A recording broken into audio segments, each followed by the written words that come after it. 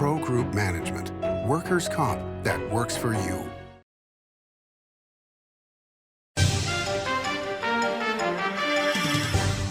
Welcome to Nevada Newsmakers. On the broadcast today, Mike Lawton joins us, formerly with the Nevada Gaming Control Board, here for the whole show on an all-new Nevada Newsmakers. Like a traditional handmade basket, retail is woven into the fabric of life in Nevada.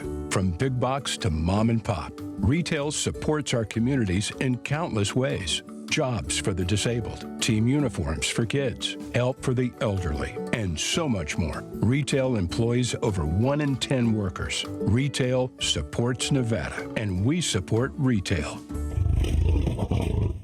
RANNV.org. Rev it up during the $250,000 Cash and Wheels Guaranteed giveaways at Carson Valley Inn. Thousands in cash and free play every Thursday and Saturday. Drive away with a 2025 Ford Bronco or $45,000 guaranteed. Rev it up at the Carson Valley Inn. A power line is more than a power line. It's maintaining the bottom line for small businesses. It's keeping the assembly line moving for our workforce. For our brightest minds, it's meeting a deadline. It's on the front line with our heroes. And on the sidelines of the biggest games. It's a direct line to our loved ones. And it's a lifeline for the most vulnerable. There's a lot on the line. Meet Nevada Health Link, Nevada's official health insurance marketplace. Your link to savings, selection, free assistance, and name brand health insurance, where 90% of enrollees lower the cost of their monthly premium. Everyone deserves access to quality health coverage, no matter your income or family size. Visit NevadaHealthLink.com. A few minutes could save you hundreds of dollars per month. Nevada Health Link. Our plans are made for your plans. It's a good time to eat. It's a good time to play. It's a good time to win. Ooh, your good times a Tamarack. This is Nevada Newsmakers with host Sam Shad on No Holds Barred Political Forum. Now, from the Nevada Newsmakers broadcast headquarters, here is Sam Shad. And back on Nevada Newsmakers, we're delighted to welcome back the retired, or so he says, Mike Lawton, CPM, former senior economic analyst for the Nevada Gaming Control Board. Pleasure to have you back, sir. It's great to be here. Thanks for having me on. I appreciate it. You look very relaxed. Yeah, I retired in March, and I've taken a little bit of a break and enjoying the summer up here in beautiful northern Nevada. So yeah, it's been nice. It's been good. Okay, so what everybody's asking me is, what are you doing now? Well, I've had an opportunity to work with a former colleague of mine from way back when at the Mirage days. His name's Scott Morrow. He's a gaming professor at UNLV, my alma mater, Go Fight Win. And he started up a consulting team. And so he invited me to come along, and we're doing some work at a tribal casino in southern Colorado. And he's trying to grow the business, and I'm there with him trying to, help him in consulting with my lanes are more compliance, financial analysis, and then some statistical analysis. So that's kind of where I've been focused. So hopefully that business continues to grow. But that's what's been keeping me busy this summer outside of all the fun stuff. Well, very good for you. Thank you. And compliance is a huge issue these days. Yes, and I it think is. you're going to be very busy for quite a while. Hopefully, yeah. Let's hope. And not just in Nevada, but in I haven't even done anything in Nevada. It was the cooling off period, so right now that hasn't been something that we've dipped our toes into yet. So. All right. Well, let's turn to getting the lowdown and the reality of what's happening to gaming in Nevada. Mm-hmm. So obviously there has been a slowdown in Las Vegas. Mm-hmm. Obviously the Canadians are not real pleased with some of the Mm-hmm. things that have come out on the political side. Yeah. And that's been quite a cutback. But Nevada goes through periods where things slow down. Yeah. And that's not unusual. Mm-hmm. I think the market was overpriced for a while, although if the rooms are full, then is it overpriced or not? I mean, it's what you can get for the property. The rooms aren't full right now. Right. Yeah. And so Nevada's doing what it always does, which is cutting the prices. I'm getting offers from every property in the state of Nevada to come, from downtown Grand, all the way through to the huge properties. So aren't we really going through somewhat of a normal cycle when you look at how successful we've been over the last couple of years? It couldn't go on forever. Yeah. Great question. It's the question of the day. A lot of media attention, as you know, and is the sky falling? Is the demise of the Las Vegas Strip, or is it this summer lull? I'm more in the camp of a summer lull. I think when you look at the state as a whole and you exclude the Strip, statewide gaming win in FY25 was actually up 2%, or $147 million. So that tells me what's going on outside of the Strip isn't necessarily bad. When you look at the Strip, I think you have to look at FY24 as your benchmark, and then you roll into FY25, and I'm not one bit surprised to see what's happening. FY25 did not have the Super Bowl. You had the Mirage closure, and then you had this extremely, extremely difficult Baccarat comp that we were facing, and it wasn't related to business volumes, it was related to hold. And I've been on this show before, and I said it's really not sustainable. So FY25 was down. It was down 3% off of a $9.1 billion all-time record. FY25, no one is saying this, is still the second highest total win all time. And so my opinion is the sky isn't falling. You talked about this run we've been on from March of 21 until June of 24. That's a 40-month stretch. The Strip declined 7 times. So when you look at the last 12 months and we declined 10 of the 12, you can pin it down to 2 months. Really, 90% of that decrease came in February of 25 because we were facing the Super Bowl. And then July of 24 was a huge decrease because of a Baccarat win mount in July of 2023. They won $190 million on Baccarat win. So, it's not as bad as everybody's saying. I know there's a lot of uncertainty and a lot of anxiety on top of these decreases, but when you look at the $273 million decrease we did in FY25, it's all Baccarat. Baccarat was down $300 million, 18%. So when you look at slot win was up 2.9%. Slot volume was up 2.4%. You got to listen to the smartest people in the room. And I'm not saying it's me. It's not. Tom Reeg, Caesars Entertainment. Yes. Bill Hornbuckle, MGM. Craig Billings, Wynn. Are these guys ringing the alarm bells? No. Their crystal balls are telling them, look, we see our forward bookings. We see our outlook into the back half of the year and into the early part of 26. And, they see a turnaround on the horizon. So that makes me feel confident, moving forward. And again, not surprised in the decrease that we saw in 25, not at all. And Steve Hill from the Convention Authority came out over the weekend in a big piece saying, hey, no fire here. Yeah. And, you and I have talked about this over the years.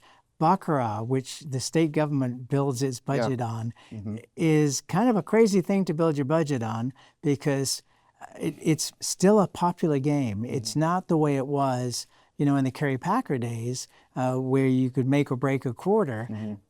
But it certainly does make a big impact. Yeah, you just, when I was involved in, the early to mid stages of those forecasts for gaming win, and we were forecasting a decrease. We just, we were telling, the Economic Forum, the members of that panel, this will not be sustainable. We anticipate a 1% to 2% decrease. And is that the end of the world? No. I mean, it's a little bit of a reset. I think the entire town, the city of Las Vegas, 25 was a little bit of a reset after what went on in 2024, the incredible growth, the events, the Super Bowl. I mean, we knew it was going to be tough to meet those comps, and it came in low single digit decrease. So, well, I also think that Las Vegas in a way becomes a national punching bag Yes. because of the incredible success that Las Vegas has had in, again, reinventing itself as the sports capital of the world, in addition to being the entertainment capital of the world. Yeah. The Sphere being something that was did you anticipate that the Sphere was going to be as huge as it is, and it finally has turned a profit? Yeah. Costs more than Allegiant Stadium. Look, it's I haven't been to a show there, so that really you got to go. I know. When I go to Vegas. I've been going to Raider games. I've got to go and get a showing at the Sphere. To your point, let's look at the Sphere, Allegiant, and T-Mobile, absolute game changers. Another reason the sky isn't falling, in my opinion, because of the events that these venues bring in. It's diversified the offerings, and it can't be replicated anywhere else in the world. In terms of artist residencies, concerts, sporting events, absolute game changer. The Sphere, 17,500 seats. It's enormous. Nothing like it's ever been seen. It was a non-gaming property, so I don't think anyone really had an idea what it was going to bring to the table. And then, once it opened and you saw the acts that they were bringing in, when I was doing the gaming numbers every month, you pretty much had to bring up the Sphere as, hey, some of the reasons why this month did this was, whether it was U2 or the Eagles or whatever was going on down there, it was a significant driver of gaming activity. Like you said, they just turned a profit. That's great. They keep expanding their offerings. They're doing Wizard of Oz at the end of the month. Okay, I got to stop you for a second here. 127,000 seats have already been sold. Already sold, including 3 to my family. For the Wizard of Oz. I think it is going to be a huge driver. And the reason being, A, it's an all-age thing. B, I was talking to John Castellamates the other day. I think it's like the Smith Center. The Sphere with the Wizard of Oz is turning into something that is just this unbelievable thing for both locals and tourists. Yeah. And by the way, I want to throw in, because you haven't been there yet, there is a walkway from the Sphere directly into the Venetian. Okay. And you will see a huge crowd of people leaving that 17,500 seat venue, going right down to that restaurant row and coming from the restaurant row. That's got to, I don't know what the numbers are, but that's got to be a big driver for Venetian. I can tell you, anecdotally, we'll do interviews with operators, and we'll discuss entertainment and showrooms, and what their outlook is for showroom attendance and ticket pricing. And I think those have been disappointing. The live entertainment has been disappointing recently. Of course, you lost Garth Brooks and you lost Adele, which are huge. And Celine. And she never came. But then you ask them why is that, and they'll give you one reason: the Sphere. Really, it is a huge competitor. It all, for us, as regulators and economists and looking at the big picture, it all goes to one pot, right? It's all live entertainment, but it's definitely pulling. Because it's such a great venue. And no, I didn't expect it to do what it did. I don't think anybody did. It was a real unknown, but it's been phenomenal. Yes, to say the least. Formula One got another 2-year extension. Let's face it, it was a 10-year plan. It's going to be a 10-year plan, and probably might be a forever plan. Oh yeah, I think so. We'd be, I think, really stupid to screw it up. Yeah. To me, it's like NFR.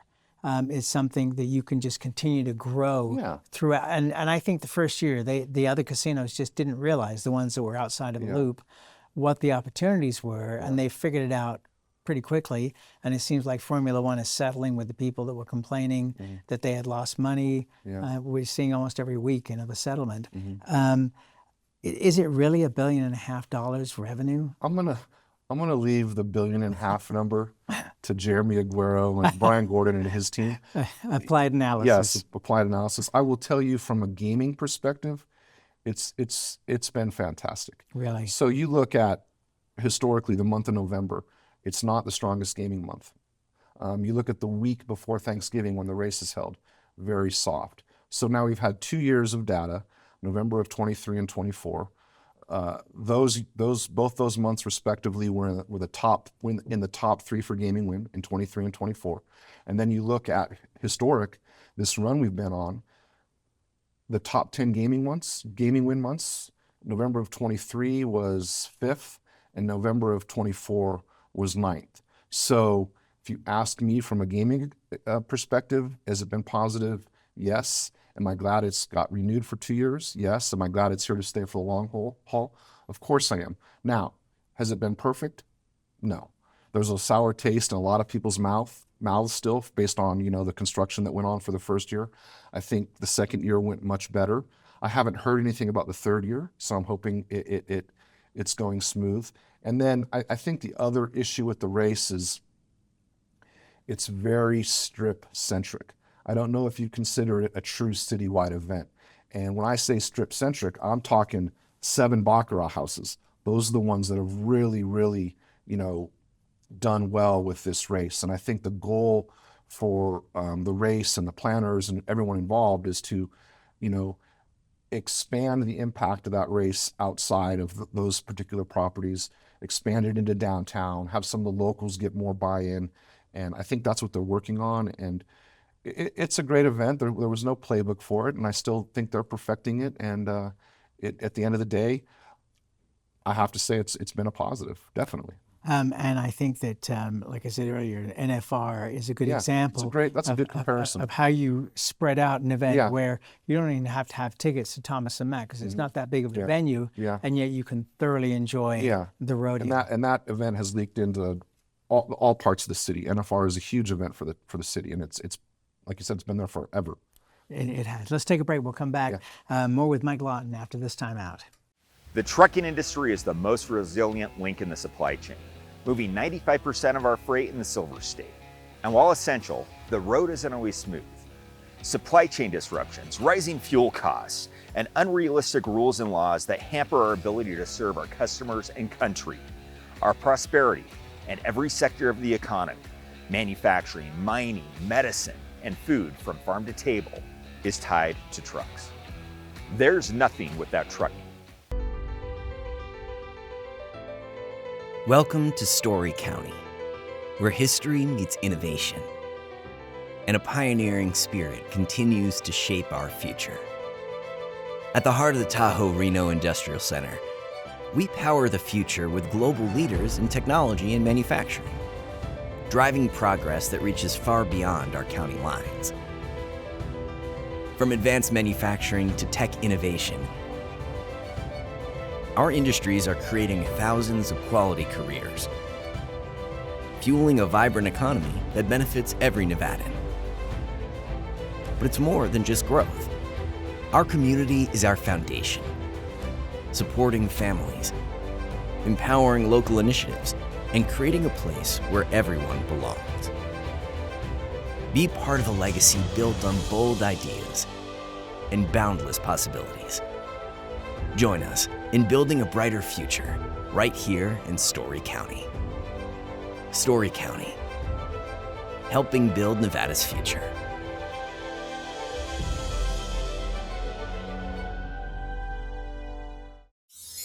Imagine a magical garden that feeds Carson City's hungry and homeless, teaches our high school students agriculture, creates hanging floral displays to beautify downtown, and yet charges nothing.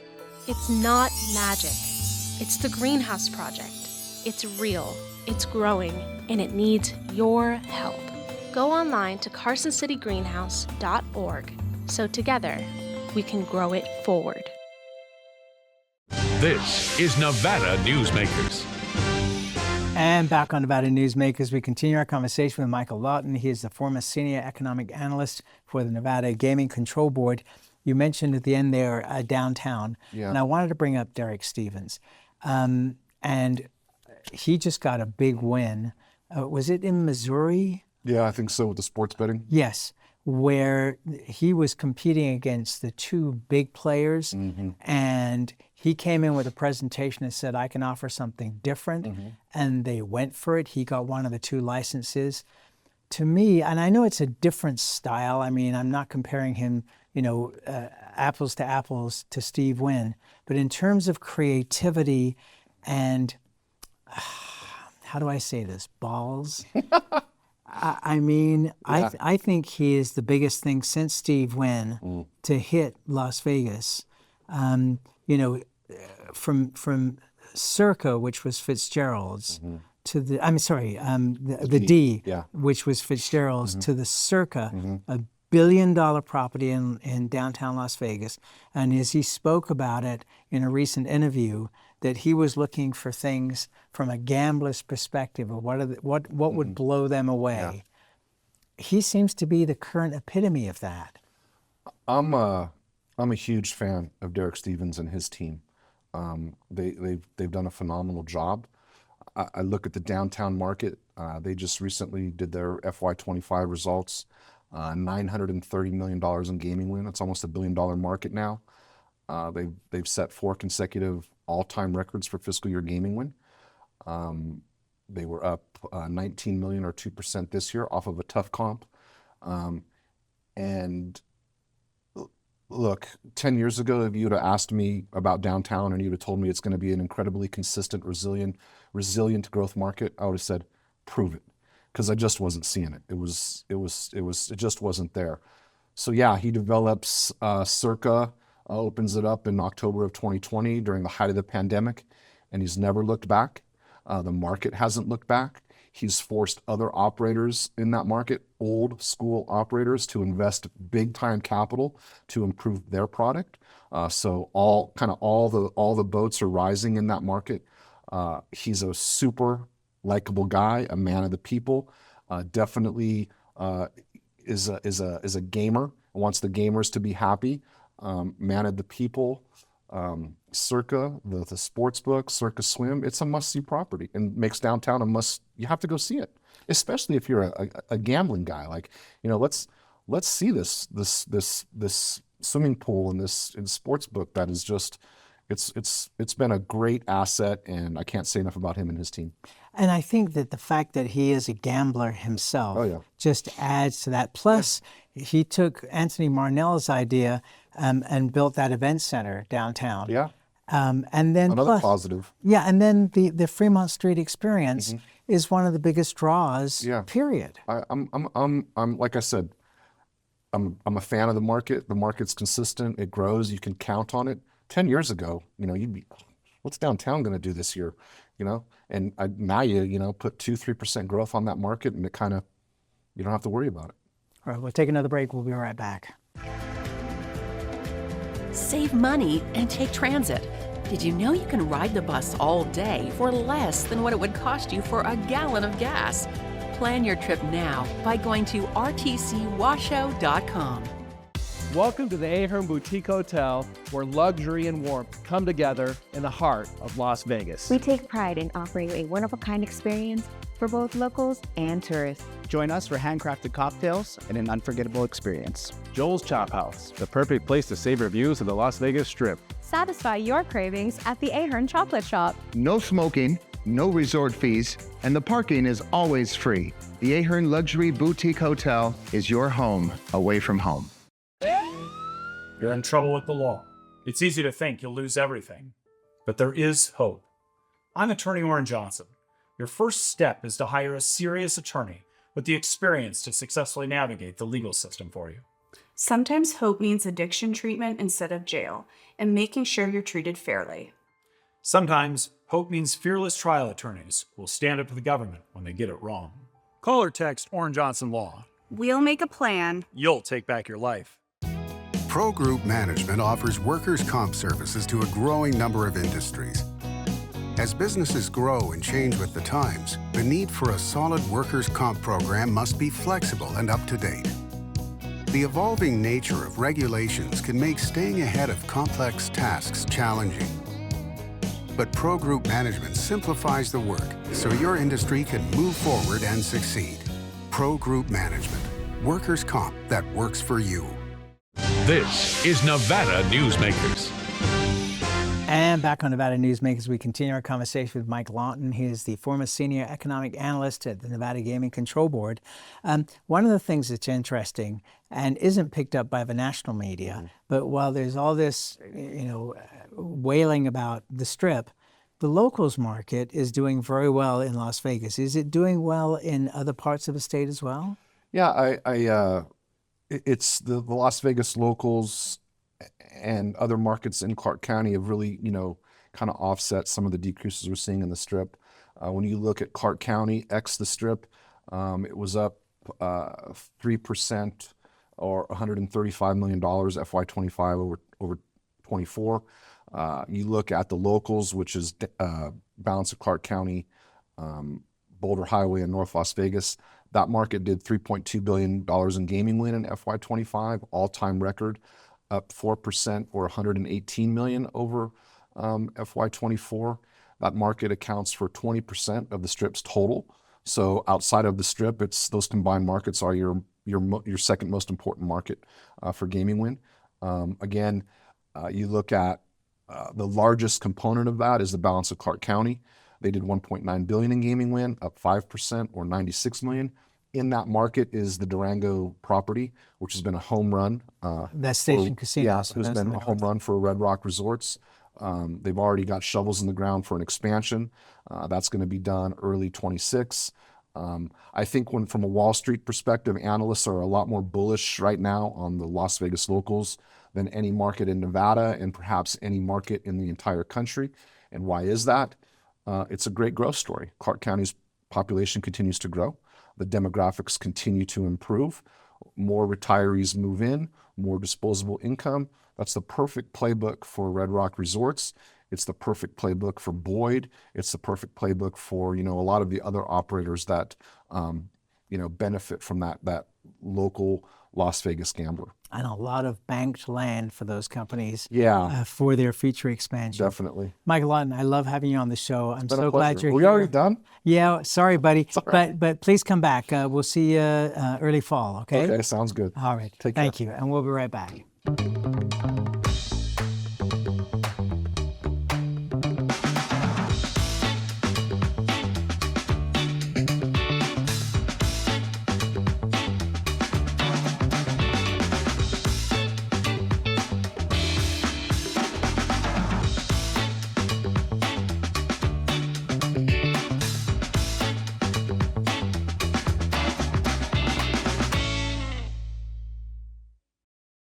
Each day, the Children's Advocacy Alliance partners with leaders, legislators, and families across Nevada to improve children's health, education, economic well-being, and safety. We recognize Nevada will be no better than the state of its children. Be a part of this change. Be a supporter of the Children's Advocacy Alliance. For more information, go to caanv.org. The Nevada Builders Alliance has been protecting the interests of the construction industry for over 50 years. Our programs save members thousands of dollars every year and allow them to provide much-needed benefits to their employees. Our industry also allows Nevada to grow. If you're thinking about a career in the construction industry, reach out. And if you haven't thought of a career in construction, what are you waiting for?